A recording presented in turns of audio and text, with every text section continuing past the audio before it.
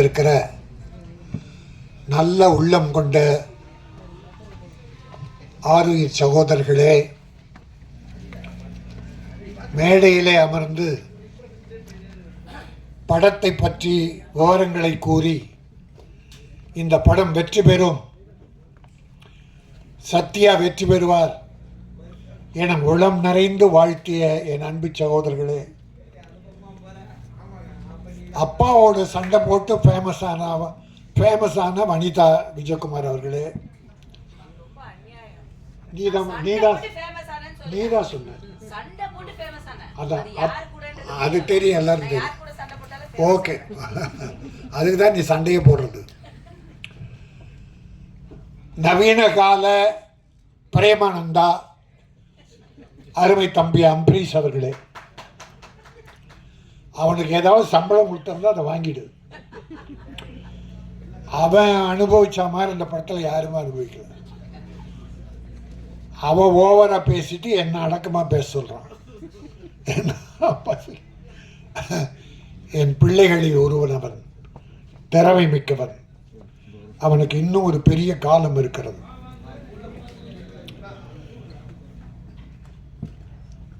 ஹீரோயினி 2 பேரை பற்றி பேசினாங்க. ஒரு ஹீரோயினி நாம் எல்லாரும் சேர்த்து சுருட்டி கட்டி பாம்பேக்கு தூக்கி எறிஞ்சிட்டோம். அதை கொண்டாந்து எதுக்கு இந்த படத்தில் போட்டீங்க? ஏற்கனவே பூட்ட கேஸ் அது. அதை இந்த படத்தில் போட்டு அது கூப்பிட்டா வரல, அப்புறம் ஃபோன் எடுக்கலன்னா அது வராதது தான் உங்களுக்கு வெற்றி. இன்னும் அது சுமந்தாவோ சமந்தாவோ, யார் அது? சம்யுக்தா 2 பேரையும் தமிழ் படத்தை யாரும் போடக்கூடாது. நடித்த படத்துக்கே வரலன்னா இன்னொரு படத்தில் நடிக்க கூப்பிடலாமா? மானமுள்ள தமிழன் படம் எடுத்தால், மரியாதை மிக்க தமிழன் படம் எடுத்தால் இந்த 2 பேரை போடவே கூடாது. நான் பார்த்துக்கிறேன். என் சங்கத்தை நான் இப்படி பயன்படுத்த விரும்பலை. எல்லாரையும் வளர்த்து விட தான் நான் பாடுறேன். ஆனால் என் ப்ரொடியூசரை, என் விநியோகஸ்தர்களை கெடுக்க நினைப்பவர்கள், வேதனைப்படுத்துபவர்கள் யாரும் வளரக்கூடாது. இதோ ஒரு வடநாட்டு பெண், இந்தி பெண் அடுத்த படத்தில் நடிக்கப் போகிறார். ஆனால் அவர் அன்பு அழைப்பு ஏற்று, என்ன அம்மன்? கனிகா மான். மானை போல மிக அழகிய மகள். You are beautiful. அந்த பொண்ணுக்கு முதல்ல நான் தான் வணக்கம், நன்றி என்ற 2 வார்த்தை சொல்லியிருக்கேன். 2மே தமிழனின் உயிர் வார்த்தைகள். வர்றவங்களுக்கு மரியாதை செலுத்தி வணக்கம், செய்த உதவிகளுக்கு நன்றி சொல்லி கடைசியில் நன்றி. இந்த 2 வார்த்தை நான் முதல்ல சொன்னது தான் காரணம். நீ வரும்போது வணக்கத்தோடு தமிழகம் வா. ப்ரொடியூசர்களுக்கு நம்பிக்கையோடு நடந்து கொள். அவர்களால் உயர், அவர்களுக்கு நன்றியோடு இரு. இதற்காக வணக்கம், நன்றி அந்த மானுக்கு சொல்லி கொடுத்தேன்.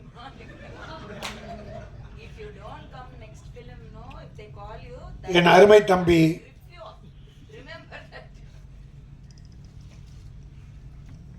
திருமலை எடுத்த உடனே வேதனை குரலை கொட்டி தீர்த்தான். ப்ரொடியூசர் இவ்வளோ கஷ்டப்படுறான், காலம்லாம் கத்திக்கிட்டு இருக்குமே, எவன் கேட்குறான்? ப்ரொடியூசர் கேட்குறானா? யாரையோ குறை சொல்கிறான், ப்ரொடியூசர் கேட்குறானா? ஒரு படம் புதுமுகமாக போட்டு படம் எடுத்து டைரக்டருடைய திறமையால் அந்த படம் அதை ரிலீஸ் பண்ணுறதுக்கு 1 வருஷம் 2 வருஷம் காத்திருந்து இருந்த 1-2 நகைகளை விற்று, வீடை விற்று, எப்படியோ ப்ரொடியூசர் ரிலீஸ் பண்ணிட்டா அந்த படம் டைரக்டர் திறமையால் வெற்றி பெற்று. ஆனால் போகிற ப்ரொடியூசர் ஹீரோ கிட்ட போகிறான். அவன் இதுக்கு முன்னால் ப்ரொடியூசருக்கு என்ன வேதனை கொடுத்தான், என்ன துரோகம் பண்ணான், அது என் ப்ரொடியூசர் தெரிய பார்க்கறதில்ல. ஹீரோக்களுடைய ஹிஸ்டரியை தெரிஞ்சுங்க. ப்ரொடியூசரை வாழ வச்சிருக்கானா அழிச்சிருக்கானா என்பதை தெரிந்து கொண்டு அவனை வளர விடுங்கள். நன்றி மறந்தவர்கள் நிறைய பேர், எல்லாரையும் சொல்லலை, எல்லா நடிகர்களையும் சொல்லலை, நன்றி உள்ளவர்கள் இருக்கிறார்கள். தன்னை வளர்த்து விட்ட ப்ரொடியூசர் உன்னை ஹீரோவை போடும்போது காரில் வந்திருப்பான் கோயம்புத்தூர்லேருந்து, படம் எடுத்து ரிலீஸ் பண்ணிவிட்டு சென்னையிலேருந்து பஸ்ஸில் போவான், காரு பங்களா எல்லாம் விற்றுட்டு. நீ காரில் போகிற, ஒரு நன்றி வேண்டாமா? கை நீட்டி சம்பளம் பெற்றோமே, அந்த தயாரிப்பாளர் பஸ்லேயே நடந்து போகிறாரே, முடிந்த உதவிகளை இல்லை இன்னொரு தேதி கொடுத்து அவரை தூக்கி விடுவோம் என்று யாராவது நினைக்கிறார்களா? அப்படி நினைத்தால் அவர்கள் நான் வணங்கும் தெய்வம். உதவி செய்ய வேண்டும், அதுதான் மனித தன்மை. இந்த படத்தில் 2 பாடல்கள் 3 பாடல் 2 பாட்டு கேட்டால் ரொம்ப நல்லா இருந்தது, ரொம்ப நல்லா. அவன் திறமை எனக்கு தெரியும், அம்பரீஷுடைய திறமை எனக்கு தெரியும். இன்னும் நேரம் இன்னும் வருது, வரும். ட்ரெய்லர், பியூட்டிஃபுல் ட்ரெய்லர், அற்புதமாக இருந்தது. வெங்கடேஷ் ஒரு கமர்ஷியல் டைரக்டர், அவர் 32 நாளில் இந்த படத்தை முடிச்சிருக்காரு. வாழ்த்துக்கள் வெங்கடேஷ். ப்ரொடியூசர், சின்ன ப்ரொடியூசருக்கெல்லாம் இப்படிப்பட்ட இயக்குனர் வேண்டும். தயாரிப்பாளரின் மனவேதனை புரிந்தவன் இயக்குனரானால் ப்ரொடியூசரும் வளருவான், இயக்குனரும் வளரும். இவங்க 2 பேரும் கஷ்டத்தை உணர்ந்த நடிகனும் வளருவான். ஆகவே இந்த படம் எனக்கு மிகப்பெரிய திருப்தி, மிகப்பெரிய மகிழ்ச்சி. இது வெற்றி பெறும். இது தில்லு ராஜா அல்ல, வெல்லும் ராஜா. இந்த படம் வெல்லும், வெற்றி பெறும். அது மட்டுமல்ல, நம்முடைய சத்யா ஒரு ஆண் அழகன், ஒரு தமிழ் மகன், ஊட்டியிலே பிறந்த குழுகுழு வாசத்தில் பிறந்த ஒரு அருமையான மனம் படைத்தவன். உடற்கட்டுகளை அற்புதமாக வைத்து ஒழுக்க நெறியோடு வாழ்ந்து கொண்டிருக்கிற ஒரு நல்ல மனம். அவருடைய ஃபேமிலி, அப்பா இராணுவ அதிகாரி. இந்த தேசத்துக்காக தன்னை தியாகம் செய்து கொள்கிற அந்த அர்ப்பணிப்பு தன்மை உள்ள ஒரு அற்புதமான அப்பாவுக்கு பிறந்தவன். நல்ல குடும்பம், அற்புதமான குடும்பம். ஒரு கவர்மெண்ட் ஆஃபீஸ்னால் லஞ்சம் வாங்கியிருப்பான்னு, மிலிட்டரியில் யார் லஞ்சம் வாங்க முடியும்? ஆக லஞ்ச ஊழலற்ற கரைபடியாத கரங்களுக்கு சொந்தக்காரரான அவருடைய இராணுவ அதிகாரி, அவர் தந்தை பெற்றவன். இவனும் தியாக உள்ளத்தோடு இந்த படம் வெற்றி பெறும். நீ வளருவாய், உன் பின்னால் பல தயாரிப்பாளர் வருவார்கள். தயாரிப்பாளருக்கு மரியாதை கொடுத்து நடந்து கொள். எல்லாரும் எம்ஜிஆர் போல வரணும், எம்ஜிஆர் போல வரணுங்கிறான். எடுத்த உடனே எம்ஜிஆர் போல சீஃப் மினிஸ்டர் ஆயிடணுன்றான். எம்ஜிஆர் எடுத்த உடனே சீஃப் மினிஸ்டர் ஆனாரா? அவர் வாழ்க்கை வரலாறு எந்த நடிக்கிறாவது தெரியுமா? அவர் பட்ட கஷ்டம் தெரியுமா? சாப்பாட்டுக்கு வழி இல்லாமல் சத்யா அம்மா, இதை இவனுடைய பெயரை கொண்டு அவங்க அம்மா சத்யா, அந்த அம்மா 2 பிள்ளைகளை வைத்து கொண்டு சாப்பாட்டுக்கு வழி இல்லாமல் அழுதுகிட்டு இருக்கும்போது பக்கத்து வீட்டில் இருக்கிற ஒரு அம்மா நொய்யை கஞ்சிக்கும் நொய் கொண்டு வந்து கொடுத்து அந்த நொய்யை கஞ்சியாக காய்ச்சி 2 குழந்தைகளுக்கு கொடுத்தாங்க. அப்படியெல்லாம் பிள்ளைகள் வளர்த்ததால் தான் எம்ஜிஆர் ஏழைகள் மீது இரக்கம் கொண்டார். நாம் பட்ட பட்னி யாரும் படக்கூடாது என்றார். அவர் எடுத்த உடனே சீஃப் மினிஸ்டர் விரும்பலை. இப்போ பல பேர் பிள்ளைகளை, நீ டாக்டராக வரணும், நீ வக்கீலாக வரணும், இன்ஜினியராக வரணும், டேய் மனுஷனாக வரணும்னு முதல்ல கற்றுக் கொடுறா. டாக்டர்லாம் வரட்டும் அப்புறம். அதை போல் நடிகனே, நீ சீஃப் மினிஸ்டராக வரணும்னு நினைக்கிறது எம்ஜிஆரை பார்த்து. அவர் ஆரம்ப காலத்தை பட்ட கஷ்டத்தை யாராவது பட்டிருக்கிறீர்களா? அவர் எத்தனை ப்ரொடியூசரை கைதூக்கி விட்டார் தெரியுமா உங்களுக்கு? எத்தனை ஏழைகளை, எத்தனை தாய்மார்களை அள்ளி கொடுத்தார் தெரியுமா? அது தெரிஞ்சுக்காம உடனே வாங்க அரசியலுக்கு வாங்க, நான் இல்லைன்னு சொல்ல, அதில் நான் குறை சொல்லலை, அதை யாரையும் குறை சொல்லலை, அந்த உரிமை எல்லாருக்கும் உண்டு. ஆனால் எம்ஜிஆர் பேர் சொல்லிட்டு வராத, நீயாவா? ஏன்னா எம்ஜிஆர்னா அதில் ஒரு 25% நல்லது பண்ணியிருக்கணும், ஏழைகளை காப்பாற்றிருக்கணும். அவ்வளோ சேர்த்தாரு, அவ்வளோ அள்ளி கொடுத்தாரு. மிஞ்சி இருந்ததை யாருக்கிட்ட கொடுத்தார்? அந்த ராமாவரம் தோட்டம் காது கேளாதோர் வாய் பேசாதோருக்கு, அந்த ஜானகி அம்மாள் காலேஜ் எல்லாரும் ஏழை கொடுத்தார், ஒரு காசு எடுத்துட்டு போற.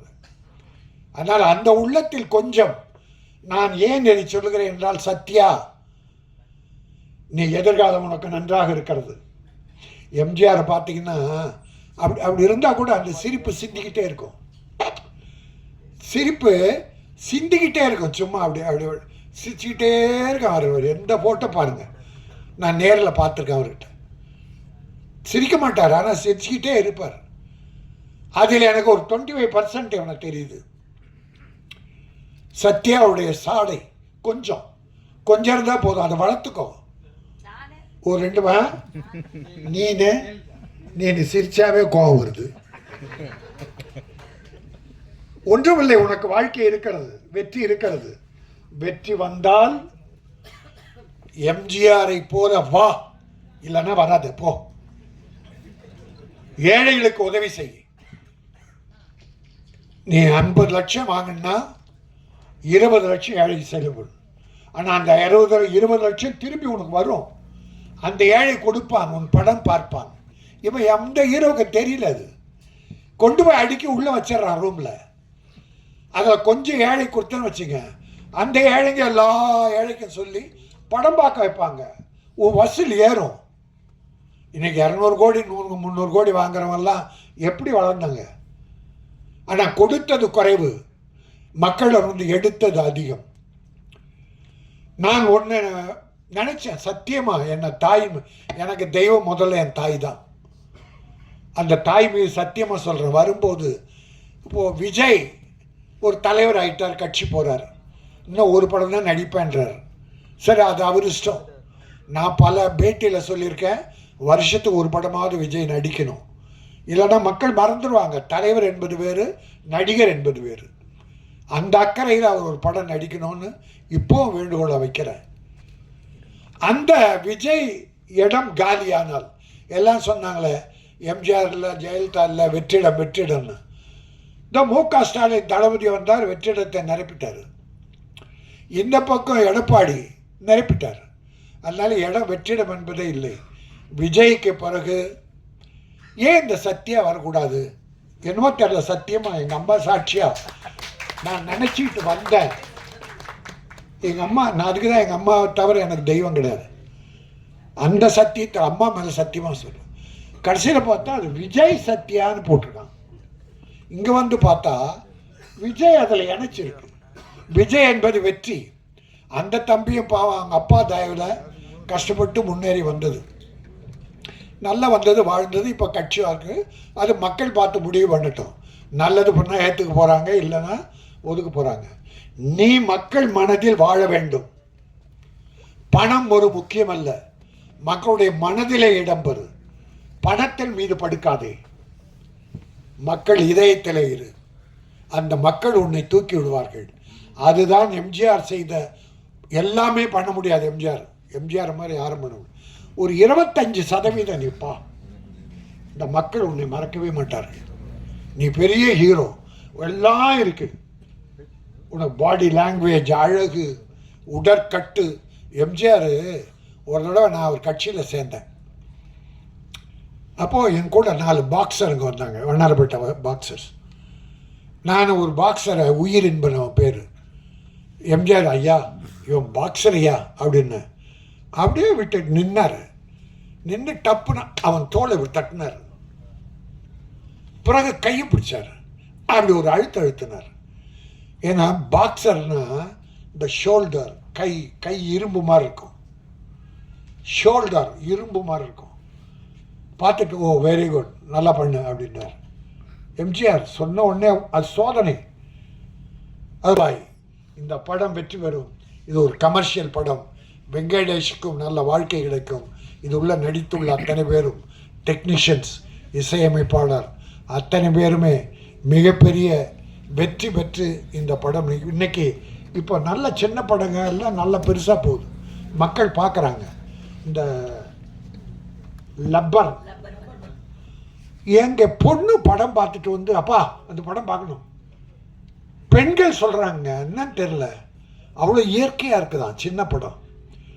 அதனால் இப்போ படங்களை மக்கள் பார்க்க ஆரம்பிச்ச. சின்ன படம் பெரியவரை பற்றியெல்லாம் கவலைப்படல. கதை நல்லா இருக்கா, படம் நல்லா இருக்கா, உட்கார்ந்த 2 மணி நேரம் பொழுதுபோக்கா அழகாக பார்த்துட்டு வர்றாங்க. அதில் இது ஒரு வெற்றி படமாக தில்லு ராஜா வெல்லும் ராஜாவாக வரும் என சொல்லி, பூவாக இருப்பதை விட செடியாக இருங்கள். பூக்கள் காலையில் பூத்து தலையில் சூடி மாலையில் வாடி வெளியே போட்டுவிடுவோம். ஆனால் செடிகள் பூத்து கொண்டே இருக்கும். அது மக்களுக்கு உதவி கொண்டே இருக்க வேண்டும். அதே போல நீ செடியாக இரு, பூத்து கொண்டே இரு, மக்களுக்கு உதவி செய்து கொண்டே இரு. நீ வெற்றி பெறுவாய். தில் வெல். சத்யா. நன்றி, வணக்கம்.